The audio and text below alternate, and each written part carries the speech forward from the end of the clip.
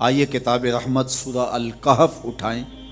اللہ تعالیٰ نے ایک واقعہ بیان کیا ہے حضرت موسیٰ اور حضرت خضر علیہ السلام کا، کہ حضرت موسیٰ علیہ السلام عزم مصمم کر کے جب چلے تو اللہ فرماتا ہے کہ ہم نے حضرت موسیٰ علیہ السلام کو جس بندے کی نشانی بتائی تھی وہ بندہ ان کو وہاں مل گیا۔ سفید چادر اوڑھے حضرت خضر علیہ السلام وہاں لیٹے ہوئے تھے، تو یہ جا کے ان کے پاس کھڑے ہو گئے کہ حضرت میں آپ کی خدمت میں اس لیے آیا ہوں کہ اللہ نے آپ کو جو خصوصی علم عطا کیے ہیں میں ان کو سیکھنے کی غرض سے آپ کی چوکھٹ پہ آیا ہوں۔ کہا تم میرے ساتھ صبر نہیں کر پاؤ گے، معاملے مشکل ہیں، سفر دشوار ہے، منزل کٹھن ہے، اور میرے معاملات ایسے ہیں کہ تم اعتراض کرو گے اس کے بغیر تم رہ نہیں سکتے۔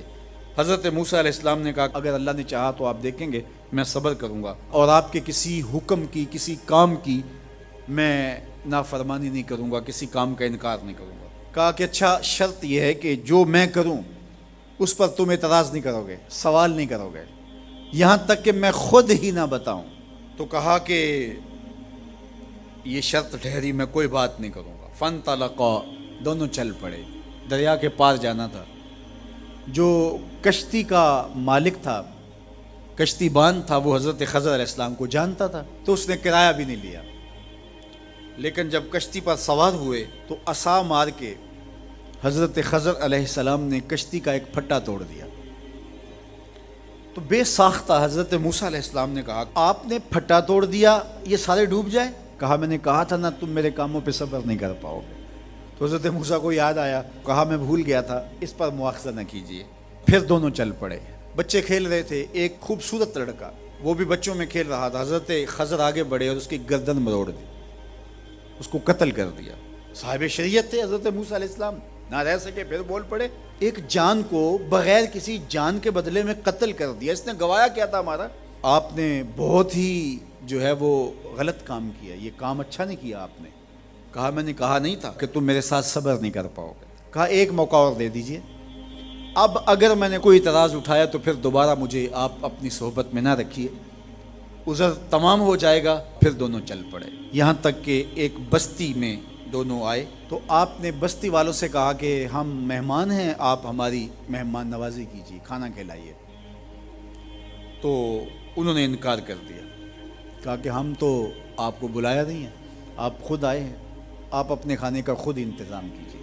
گزر رہے تھے گلی سے تو ایک دیوار گرنا چاہ رہی تھی، تو جلدی سے اس دیوار کو مرمت کر دیا۔ کہا حضرت ہم اگر چاہتے تو اس پہ اجر لے سکتے تھے، انہوں نے ہمیں کھانا تک نہیں دیا اور ہم ان کی دیواریں سیدھی کر رہے ہیں۔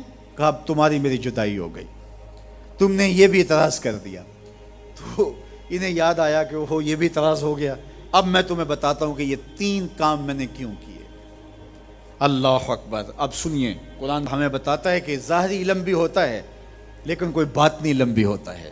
کہا وہ پہلی بات کشتی والی سنو، یہ 2 مسکین بچوں کی کشتی تھی، ان کے گھر کا چولہا اس کی کمائی سے جلتا تھا۔ دریا کنارے کنارے ایک ظالم بادشاہ رہا تھا جو لوگوں کی کشتیاں چھین رہا تھا، ہم نے تھوڑا سا عیب لگا دیا، وہ ٹوٹی کشتی چھوڑ کے چلا گیا۔ اب وہ تھوڑے سے پیسے لگا کے کشتی مرمت کرا لیں گے، گھر کا چولہا جلتا رہے گا، بتاؤ اچھا کیا یا برا کیا؟ کہا رہی بات اس بچے کی جس کو ہم نے قتل کیا، اس کے ماں باپ مومن تھے، نیک تھے، صالح تھے، بچے نے بڑا ہو کے بہت برا ہونا تھا، ہم نے اس کو قتل کر دیا، اللہ اس کے بدلے ان کو بہتر اولاد دے گا۔ علماء تفسیر نے لکھا ہے اس بچے کے بدلے میں اللہ نے ان والدین کو ایک بیٹی عطا کی جس کی نسل سے 70 نبی پیدا ہوئے۔ دیوار کی کہانی بھی سن لیجئے، یہ شہر کے 2 یتیم بچوں کی دیوار تھی اور اس کے نیچے ان کا خزانہ تھا اور ان کا باپ بڑا نیک تھا۔ خزانہ دیوار کے نیچے ہے، دیوار گرنا چاہ رہی ہے، کسی معمولی دھکے سے گر جاتی۔ 2 ہی صورتیں تھیں، یا وہ بچے خود اپنا خزانہ اٹھا لیتے یا لوگ اٹھا کے لے جاتے۔ لوگ اٹھا کے لے جاتے پھر بھی ہاتھ میں کچھ نہ آیا، اور اگر وہ خود اٹھا لیتے تو بچے ہیں، بچپنے کی وجہ سے وہ اس کو اڑا دیتے۔ تو ہم نے اس کے اوپر دیوار کھڑی کر دی، جب تک وہ اس قابل نہیں ہو جاتے کہ یہ خزانہ نکال کے اس کو صحیح مصرف پہ لگا سکیں، اتنی دیر تک دیوار گرے گی نہیں۔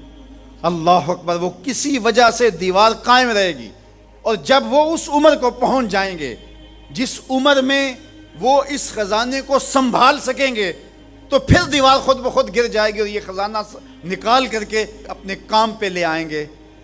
میں جب پہلی مرتبہ اس کو جو ہے وہ غور کے ساتھ تلاوت کیا تو مجھے یہ لگا کہ اس کا انطباق پاکستان کے حالات پہ بھی ہو سکتا ہے، اس لیے کہ یہ بھی یتیموں کا سرمایہ ہے۔ کتنے یتیم روتے بلکتے رہ گئے اور ان کے سر سے جو ہے وہ سائے اٹھ گئے اس وطن کے لیے، لیکن میرے مالک نے اس ملک کے خزانوں پر گہرے پہاڑ اور بڑی بڑی دیواریں کھڑی کر دی ہیں۔ جب تک یہ قوم بلوغت تک نہیں پہنچے گی اتنی دیر تک وہ خزانے ظاہر نہیں ہوں گے، اور جب یہ قوم اپنی بلوغت تک پہنچے گی، شعوری بلوغت، فکری بلوغت، علمی بلوغت، اور رب سے جو وعدہ کیا تھا پاکستان کا مطلب کیا، لا الہ الا اللہ، جب اس بلوغت تک یہ پہنچ جائے گی، اس وعدے کی تکمیل ہوگی، پھر رب دیوار ہٹا دے گا اور پاکستان کو اللہ اتنے خزانے دے گا اور پاکستان ایسا مالا مال ہوگا دنیا دیکھنے آئے گی انشاءاللہ۔ اس لیے رب نے دیواریں بنا کے رکھی۔ تمہارا باپ معین الدین چشتی بڑا نیک تھا، تمہارا باپ داتا گنج بخش علی حجویری بڑا نیک تھا، تمہارا باپ حضرت مجدد الف ثانی بڑا نیک تھا، ان کی وجہ سے میں دیواریں کھڑی کر رہا ہوں اور مضبوط حصار لگا رہا ہوں تمہارے خزانوں پر، اور وہ وقت آئے گا جب تم بلوغت کی عمر کو پہنچو گے، دیواریں ہٹ جائے گی اور تمہارا وطن زمانے پہ مہکتے پھول کی طرح اور چمکتے ستاروں کی طرح اور روشن آفتاب کی طرح چمکتا اور مہکتا دکھائی دے گا، اور زمانہ پاکستان دیکھنے آئے گا، پاکستان دنیا کی قیادت کرے گا انشاءاللہ۔ تو کہا یہ تعویل ہے ان باتوں کی جو باتیں میرے رب نے مجھے بتائی، اور یہ میں نے اپنی مرضی سے نہیں کہیں، اور جو میں نے کیا اپنی مرضی سے نہیں کیا۔ تو یہ باطنی باتیں ہیں، شاید یہ باطنی باتوں کے جوش میں یہ بات بھی میں کر گیا۔ وہ کیا کسی نے کہا تھا کہ بھری محفل میں ایک راز کی بات کہہ دی، بڑا بے ادب ہوں سزا چاہتا ہوں۔ مصر کے اندر حضرت موسیٰ علیہ السلام نے ایک کبتی کو تھپڑ مار دیا تھا، قرآن مجید کے دامن میں یہ واقعہ موجود ہے۔ تو آپ کی جلالت اور آپ کے زور کی تاب نہ لاتے ہوئے وہ وہیں ڈھیر ہو گیا اور اس کی موت واقع ہو گئی۔ تو مصر کے حالات کشیدہ ہو گئے اور حضرت موسیٰ علیہ السلام کو مصر چھوڑنا پڑا۔ تو وہ شہر مدین کی جانب جا رہے تھے کہ راستے کے اندر ایک کنواں تھا، وہاں کچھ لوگ اپنے جانوروں کو پانی پلا رہے تھے۔ تو حضرت موسیٰ نے دیکھا کہ دو پردہ دار خواتین ہیں، وہ اپنے جانوروں کو ایک سمت لیے کھڑی ہیں، سمجھ گئے کہ مردوں کے ہجوم میں آنا نہیں چاہ رہی، ان کا حیا مانے ہے، تو آگے بڑھے اور ان کے جانور ہانکے اور ان کو سیراب کیا اور پھر ان کی جانب ہانک دیے۔ وہ واپس گئیں اور اپنے والد بزرگوار سے کہا کہ ایک سال نوجوان جس کی آنکھوں میں شرم و حیا تھا، اس نے ہمارے ساتھ یہ مہربانی کی۔ تو ان کے والد گرامی نے کہا کہ جاؤ اس کو بلا کے لاؤ۔ قرآن مجید میں اس کا ذکر کیا گیا، فجاءتہ احداہما تمشی علی استحیاء، ان میں سے ایک خاتون حیا میں سمٹی ہوئی حاضر ہوئی۔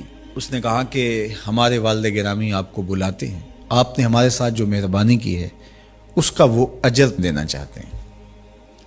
تو حضرت موسیٰ علیہ السلام ان کے ساتھ چلے گئے، اور جب گئے تو یہ گھر تھا حضرت شعیب علیہ السلام کا، اور یہ صاحبزادیاں حضرت شعیب علیہ السلام کی تھیں۔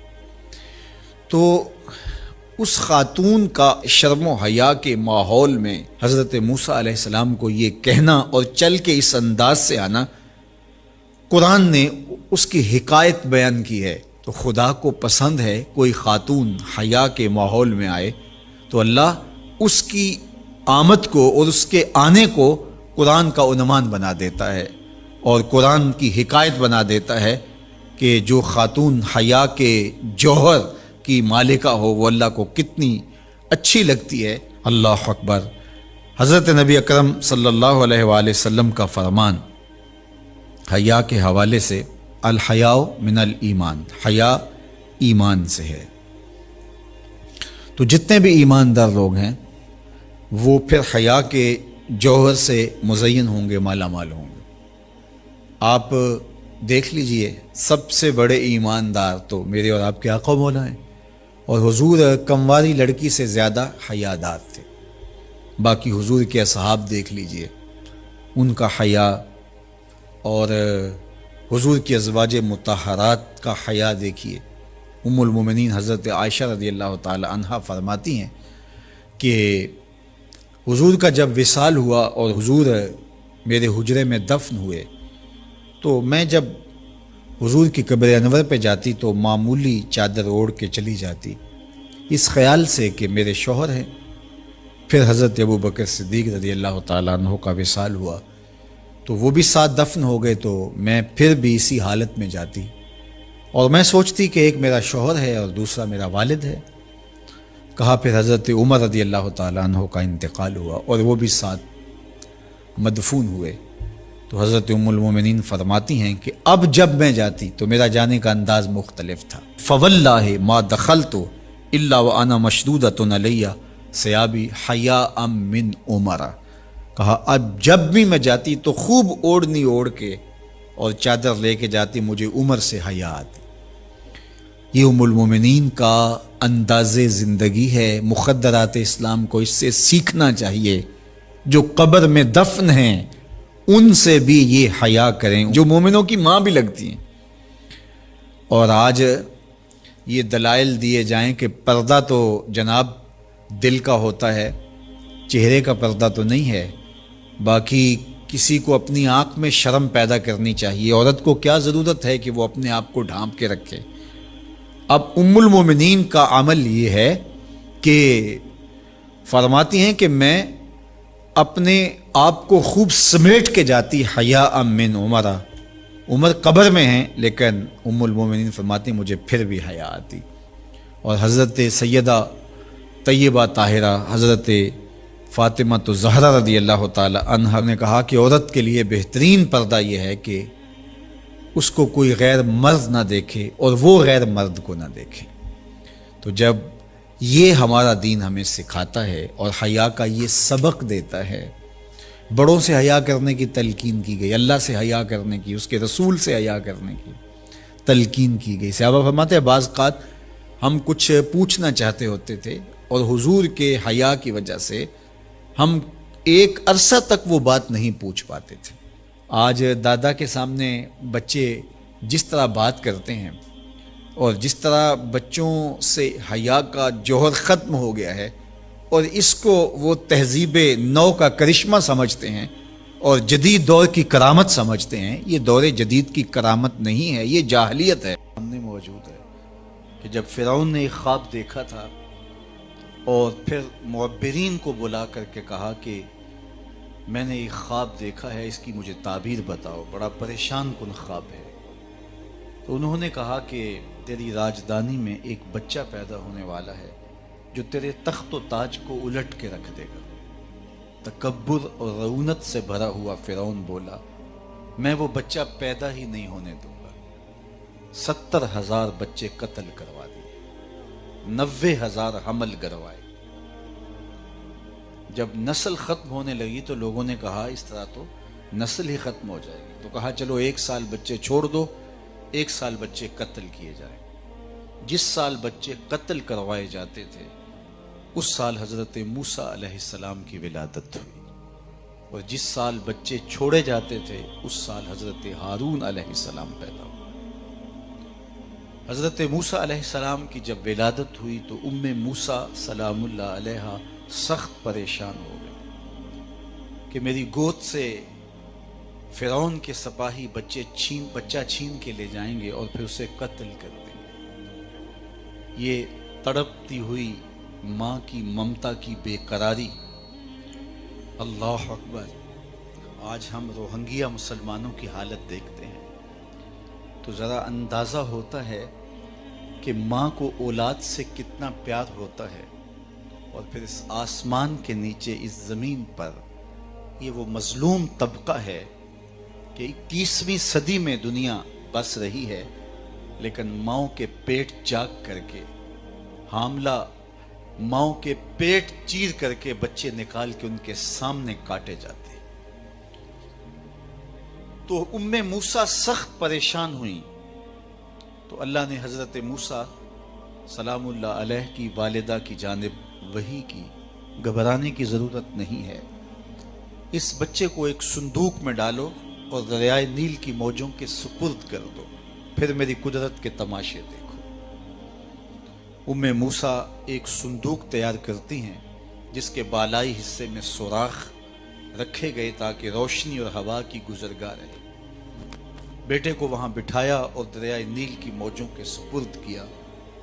اللہ کے وعدے پہ مطمئن ہو کر حضرت موسیٰ سلام اللہ علیہ کی والدہ ماجدہ واپس گھر پلٹ آئے، لیکن ہمشیرہ سے رہا نہ گیا، وہ دریا کنارے کنارے چلنے لگی، اور جب صندوق ڈوبنے لگتا تو بہن کا کلیجہ بھی ڈوب جاتا، اور جب وہ صندوق تیر کے سطح آب پہ آتا تو دکھی دل بہن کو قرار نصیب ہوتا۔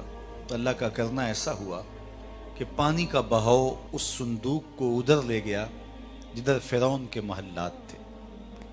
شام کا وقت تھا، فرعون اپنی بیوی کے ساتھ گزرتے ہوئے پانی کے منظر سے لطف اندوز ہونے کے لیے دریا کے کنارے بیٹھا تھا۔ چونکہ یہ اولاد سے محروم تھے، دل بہلا رہے تھے کہ پانی کے دوش پر ایک صندوق آتے ہوئے دیکھا، تجسس اور شوق کی چنگاریاں روشن ہوئیں، اور غوطہ خوروں کو کہا کہ اس صندوق کو نکال کے لاؤ، ہم دیکھیں اس میں کیا ہے۔ جب صندوق کو کھولا گیا تو کیا دیکھا کہ ایک خوبصورت بچہ مسکرا رہا ہے۔ تو زوجہ فرعون جن کا نام آسیہ ہے بے ساختہ پکارنے لگی کہ یہ بچہ تو میری آنکھوں کی ٹھنڈک ہے اور اس کو ہم اپنا بیٹا بنا لیتے۔ علماء نے لکھا کہ نبی کے ساتھ کیا گیا پیار رائے گاں نہیں جاتا، اللہ نے اس خاتون کو بعد میں ایمان نصیب کر دی، اور اگر فرعون بھی کہہ دیتا کہ ہاں میری آنکھوں کی بھی ٹھنڈک ہے، رب یہ نہ دیکھتا اس نے دعویٰ کیا، یہ دیکھتا میرے نبی سے پیار کیا، اللہ اسے بھی ہدایت دے دیتا۔